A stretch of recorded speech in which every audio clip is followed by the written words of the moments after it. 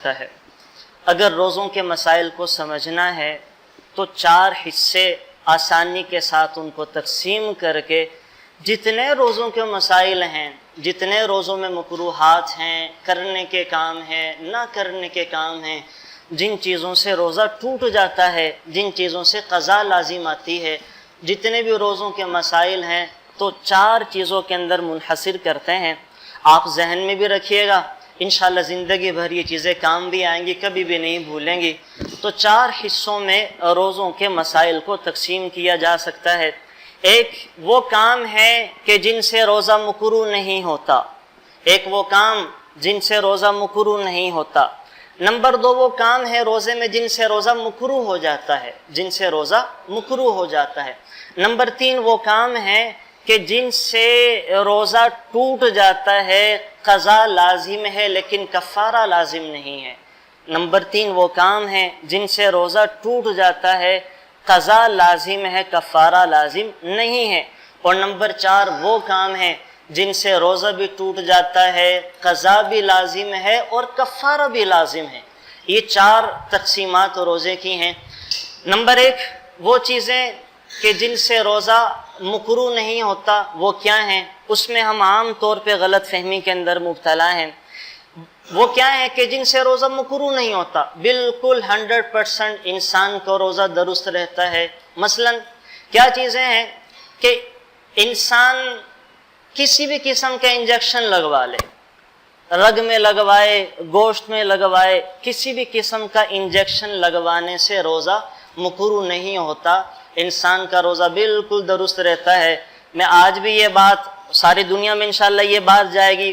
کل مجھ سے ایک میرے بڑے پیارے سے ساتھی ہیں اور دوست بھی ہیں، بزرگ بھی ہیں، وہ اسی بات پہ جھگڑ رہے تھے کہ میں اس بات کو تسلیم نہیں کرتا کہ انجیکشن لگانے سے روزہ نہیں ٹوٹتا۔ وہ یہ بات ماننے کو تیار نہیں ہے۔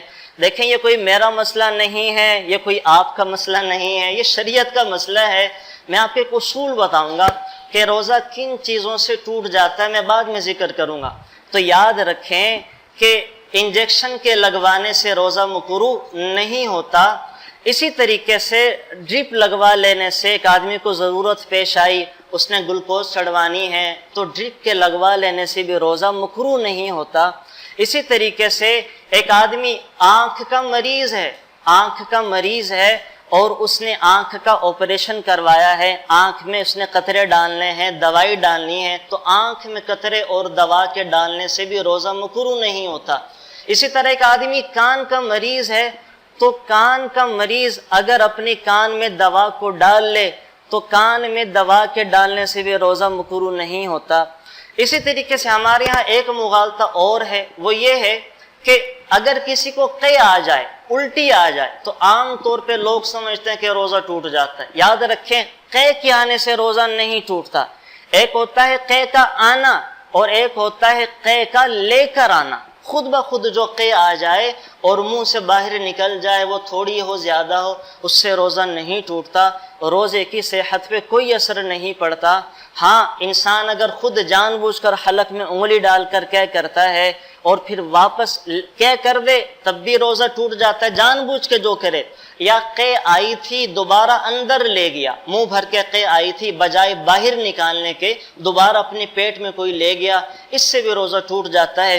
اسی طریقے سے کسی چیز کے چکھ لینے، کسی نمکین یا میٹھی پھیکی چیز کے چکھ لینے سے اس کو ضرورت کے وقت اس سے بھی روزہ نہیں ٹوٹتا۔ مثلا کوئی خاتون ہے، ان کا شوہر بد مزاج ہے، نمک کے تیز زیادہ ہونے پہ لڑتا ہے، تو شریعت نے ایسی خاتون کو اجازت دی ہے کہ ہنڈیا کا نمک چیک کر لے، ہنڈیا کی مرچیں چیک کر لے اور پھر وہ تھوک دے، اس کو تھوک دے تو اس سے بھی روزہ نہیں ٹوٹتا، مکروہ بھی نہیں ہوتا۔